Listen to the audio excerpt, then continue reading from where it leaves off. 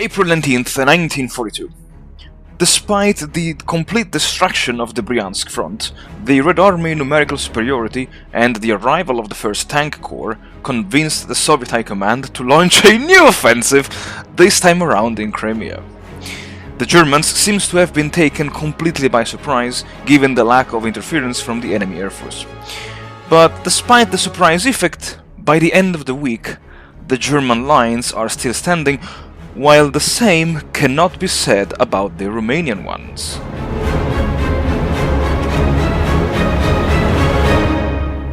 Howdy folks, welcome back to the channel and welcome to a new weekly episode of War in the East 2. And okay, so it's now it's past mid-April 1942. Let's say the Rasputitsa is in full swing, but not in every place and equally along the entire front line. A brief look at the weather reveals that in many areas of the front, the weather looks pretty good. And if you look now at next week, okay, it might get worse, but it might improve as well over here. And it is precisely over here, even though this looks like heavy or just light mud. It is precisely in this area that I'm planning a modest and moderate counteroffensive. But more about this in a few minutes. First of all, let's have a look at the events, and we have the Tank Corps. Oh, nice, amazing, I love it. Even though I will not build any tank corps, because I already have scripted all of the historically existed tank corps, it's nice to get these 150 APs. Then we have the garrison in the Far East, the garrison in the, I would say, Far West, but in Western Europe, partisans, and the USS Roper and U-85. Okay. Oh yeah, the first American ship to sink a U-boat. Okay, nice. What else? We have the turn summary, and I've lost almost 28,000 men, but I received almost 72,000 men, so that's pretty nice. This, of which 27,000 came from the theater boxes. This is amazing. Over 1,000 AFVs, most likely coming from the reserves, and these are the tank corps that I think I moved last week. And the Axis lost 10,000 men, but received plenty of guns, AFVs, and even planes, over 100 planes. Almost 100,000 men received, so it's nice. And yeah, I think that's all for this turn. Losses. Oh yeah, losses are going to be interesting. So okay, 5,400 clean versus almost 28,000. Okay, and in the air, I've lost quite a few planes, but because I went already on the air offensive, let's say, over here in Crimea, and because I noticed this turn, while I was planning the air phase, that throughout winter I crossed the Salagir River, which is an amazing news, because now I can push without the malus of having to cross this.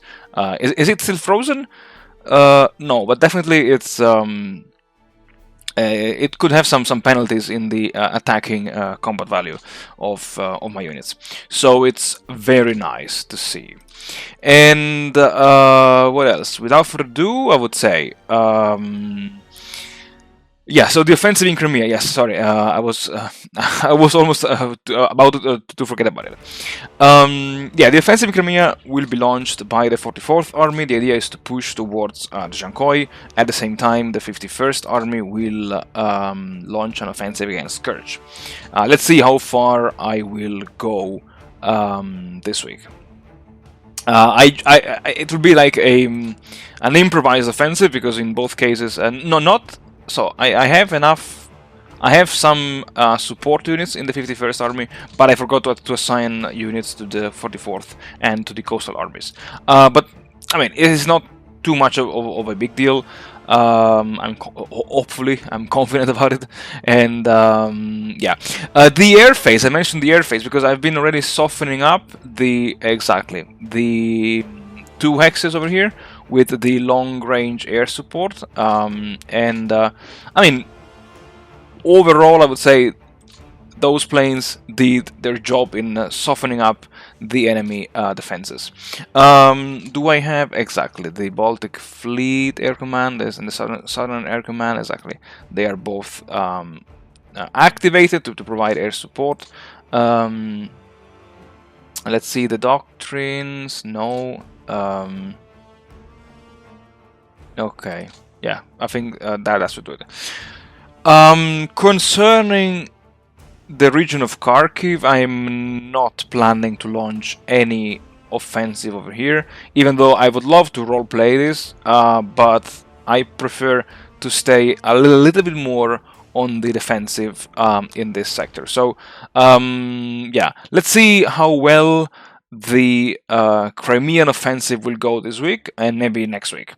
And yeah, here I have the tank course and the 54th Tank Division as well. Nice. And yeah, I would say that's all for this brief introduction. And well, as always, the time has come now to jump straight into the episode. But as always, I forget the metrics. Let's look at the metrics, especially at the map.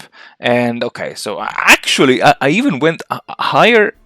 Was it before the February catastrophe?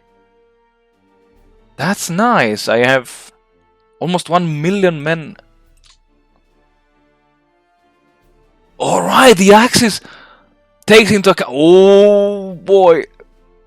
I have, let's say, 5.9 ready men versus 4.2. That's amazing.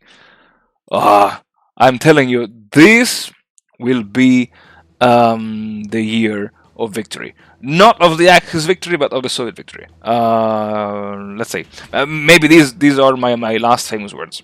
But anyway, having said this, folks, the time has come to jump straight into the episode.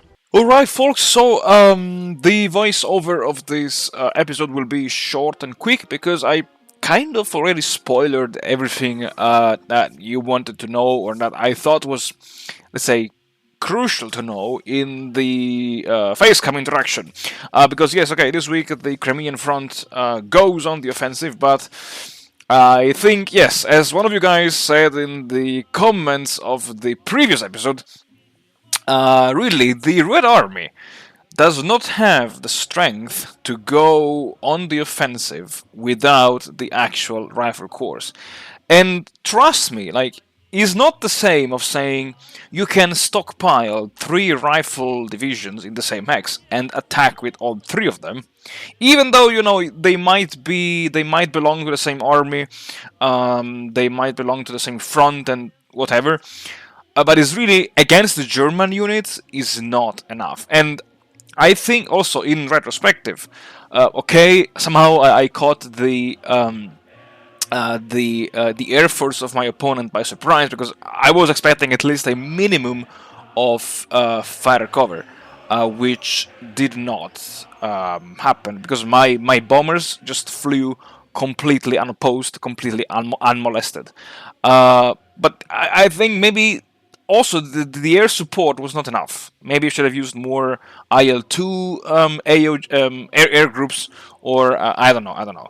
But one thing is for sure, also I think that without a specialized flame tank units, or say the Soviet version of the Pioneers, the assault engineers, that will arrive only I think in May 1943, so I have to wait 1 year, you cannot dislodge any enemy infantry division that is entrenched behind a level 3 fortification. I will try maybe with tank corps. Let's see. Maybe the presence of a corps will actually improve the situation when the better weather will arrive on the battlefield. But as far as now, yes, against the Germans, the Crimean offensive failed. But against the Romanians, no. Against the Romanians, it's a completely different story. I managed to push the Romanians back into Kerch, and if everything goes according to my plans, next week I can finally liberate Kerch, and at least I will have a more steady flow of freight that will allow me to ideally reinforce the Crimean Front with some more units and thereby stall the eventual German offensive that will come sooner or later. And having said that, folks, I leave you to the rest of the episode, in which I will be busy in reshuffling, as always, the reinforcements and the Red Army troops. And of course, you're seeing it now. I'm moving the Mountaineers to push eventually into Crimea and maybe liberate Sevastopol by 1942. And well, that's it from my side, folks. I thank you very much for watching. Thank you very much for supporting the channel. I wish you all the best, and I'll see you all again in the next episode.